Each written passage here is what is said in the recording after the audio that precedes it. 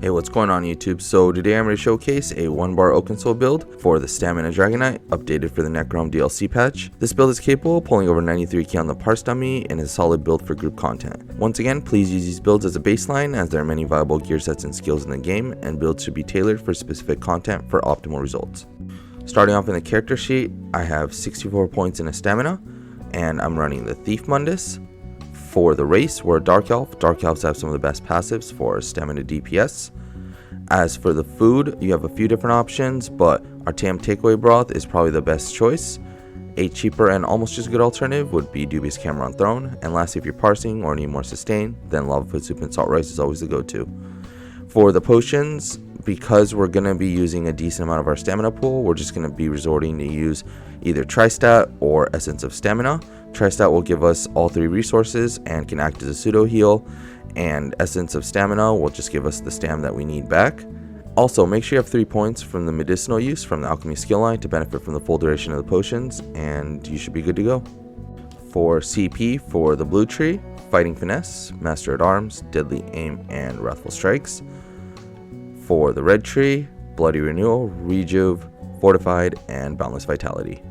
So for the gear, we're running a standard setup for dummy parsing, but keep in mind that you can swap out Reliquin for any other set that I'll note later.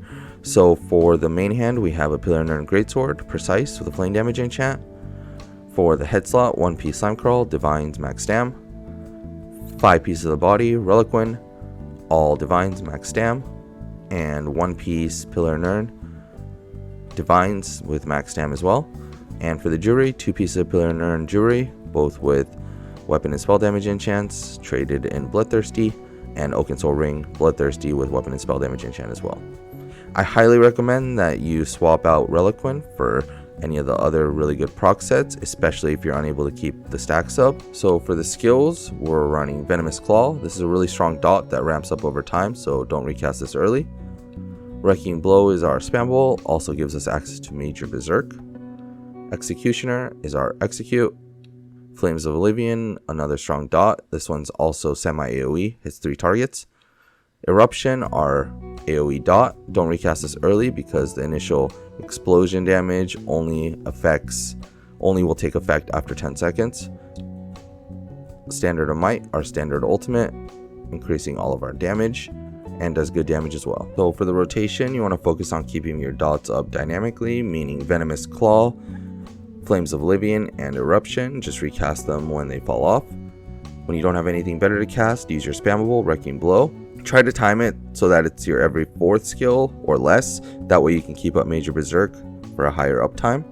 And then once you get to around 40%, you can start using Executioner as a spammable, but keep using Wrecking Blow for the Major Berserk. And then at about 10%, just only use Executioner. And then your Standard of Might, just try to drop that when all of your dots are down so that you can use more of your spammable. So for closing thoughts, you can run the standard dual wield and whip setup. If you do that, you're gonna be kind of struggling on mag sustain sometimes, but it does hit just as hard, or if not harder. For a flex spot, I'd recommend either Venomous Claw or Eruption, probably Eruption.